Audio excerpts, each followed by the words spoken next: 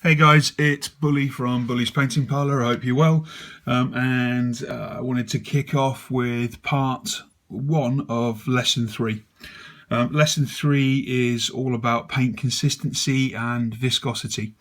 So you can see in front of you we've got a glass, don't tell the wife, but it's the best way for me to demonstrate the right level of thickness. We've got some of the Vallejo airbrush thinner that we talked about, and then I've chosen a scale 75 scale colour paint, and this one's just a bright, vibrant Adriatic blue because it's a good thing to demonstrate with. Really importantly, the scale paints are really thick, and demonstrating this with a really thick paint will give you a really sort of good cohesive idea about what we're talking about.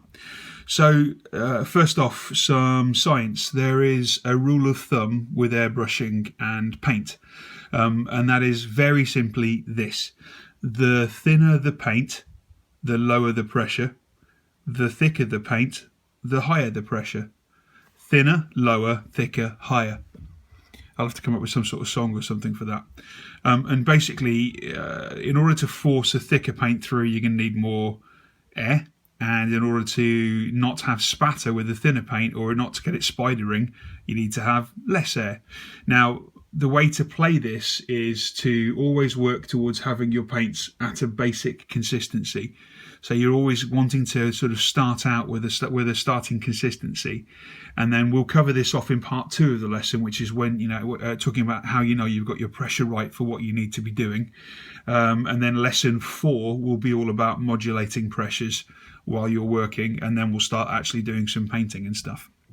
But for this lesson, we're going to cover off the consistency, so let's do that now.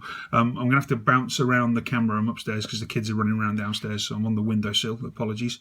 So I'm going to take the scale 75 paint, and I'm going to give it a nice good squidge up, and then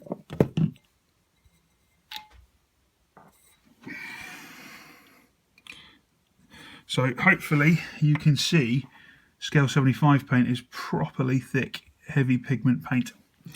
And that's good. It's good. It gives you great coverage. Scale 75 of all of the ranges actually airbrush really well, I think. They're a personal favourite for me for many different reasons.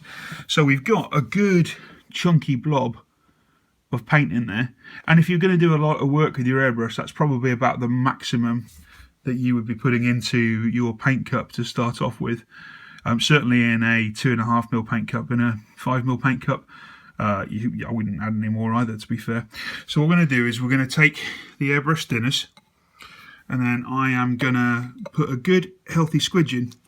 So if you can see at the bottom, there's a good swish in there. So this is a regular wine glass, and in the bottom of there we've got quite a bit of airbrush thinner.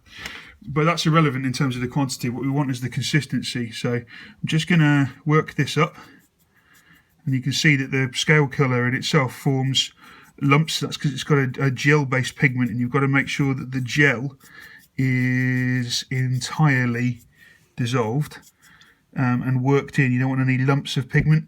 Lumps of pigment will give you tip dry, and it will block your airbrush. The reason most novice airbrushers get tip dry is because the paint is too thick and their air pressure is too low. And then you've basically got an airbrush helpfully blowing dry all of the paint for you, so it's going to dry really quickly.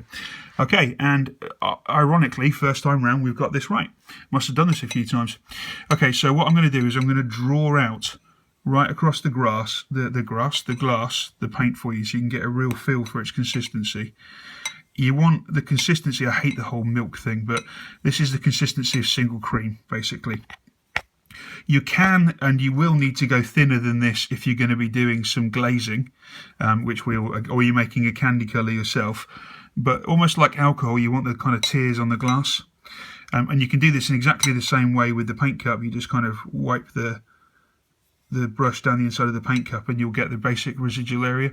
So I'm going to, just to exercise this a bit more, I'm going to paint this on the backdrop for you now. So try to do it on camera, because if you're all brush painters, you'll understand this more.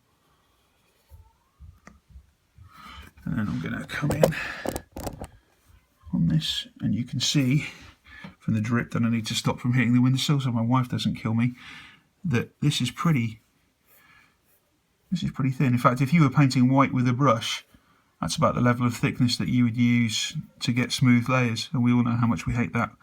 Although with an airbrush that's much, much easier. And that's another lesson. Okay, so the thicker the paint, the higher the pressure. The thinner the paint, the lower the pressure. And excuse all the bits of crap, that's not scale 75 paint. The bits of crap are all because I've just used this brush to paint a whole load of PVA on something else. Okay, fine. Really good talking to you again. Thank you for watching this very quick lesson.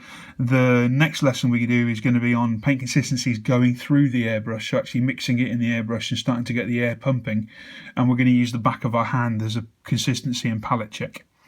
Okay, speak to you soon.